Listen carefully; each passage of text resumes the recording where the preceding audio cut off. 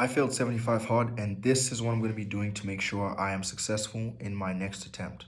My name is Denzel. If you're new to this channel, I am going to be documenting and have been documenting the process and some of the lessons I've been learning in order to get my business to over 100 grand a month in profit. And today I'm going to be explaining to you 75 hard and why it's important to the business as well. Okay, so let's get right into it. Recently, you've been seeing, if you have, hopefully, some of the shorts I've been posting doing 75 hard challenge, right? So I've been posting majority just my workouts, the 2 workouts I'm doing per day, and I try to get at least 1 or 2 sets in the short, per exercise. So it's been phenomenal. There's some positives, obviously, and some negatives. And obviously, the main negative is just that I failed, which means to stop. But at the same time, I think this is also an opportunity to readjust, recalibrate, and come back with an even better game plan for success that gets us closer to the goal. So I've got some notes here that I'm going to be wondering at if you see my eyes look to the side. But yeah, again, the goal of this channel is to make sure that we get 200K a month and document everything possible, right? Some of the limitations, to be very honest with you, has just been myself and the lack of behavior. More specifically, the volume and consistency of those behaviors, which is what are the activities that get me more customers? That's the important thing. And how do I make those customers worth more? But first, it's just the customers. That is starting to become something that I understand the input output ratio for, especially after doing the cold calls, like I said in the previous video. And I can tell and know that after a certain number of calls and done in a certain way that I can predictably get some clients, right? But I think my issue is, consistency doing the work correctly as well. So let's maybe just go over some of the things I went through during 75 hard. So I first actually failed the first 5 days, and then I restarted. So I missed a workout and I did it again. Right, I got the first one, but I missed the second one, and I started again. You'll actually see in my shorts I get to like day 5 or 4, and I start day 1 again. But I was on track for over 30 days this time, and I was working out twice a day, which is obviously phenomenal. Great to see the views and people who I don't even know sometimes commenting. I think I got like 3 random people, and I ended up having like 5 extra sub from 27 to 33, whatever the math is, 6 subs. I hope. I learned also that there was actually a pressure that I ended up feeling if I wasn't about to post, if I wasn't gonna finish a workout or anything like that. I didn't also want to post knowing that I was half-assing the workout or I missed some sets, because it would feel very fake if I just post something that I actually didn't do. I did definitely have some days where it was like, fuck, I don't know if I want to even do this.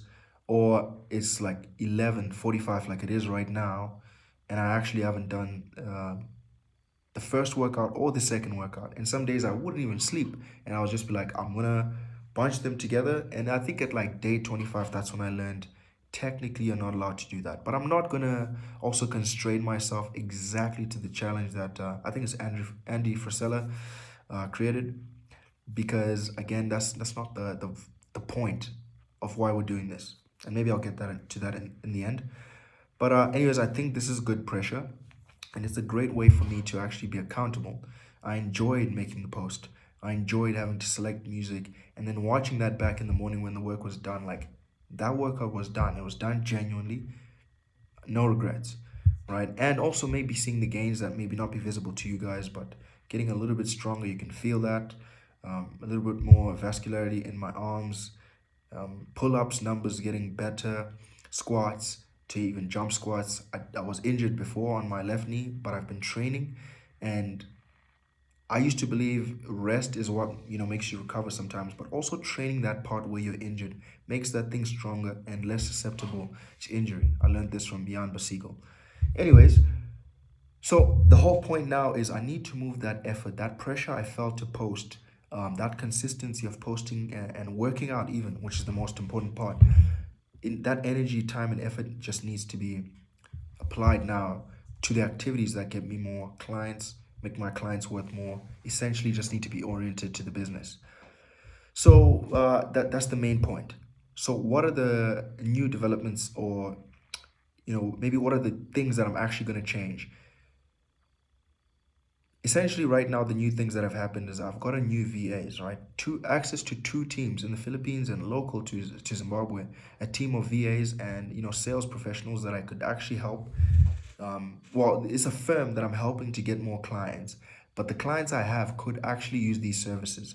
So I'm going to utilize some of this talent to make more compelling offers to my clients and prospects as well. So already that seems to be working quite well, and I'm keen to see what happens. I just think I need to be a lot more consistent on the ball and reaching out to a lot more people. And this is also an opportunity to get VAs who are going to be reaching out on my behalf as long as I can train them to be within KPI to execute the way that they need to. So we'll see how that goes, but that is one new development. The other thing is that now this may also be a challenge as we go, but things have picked up or seemingly are picking up at my dad's mind, which is going to mean that I'm going to need to be present a little bit more. So we'll see what happens with the workouts and how well I can continue running the business.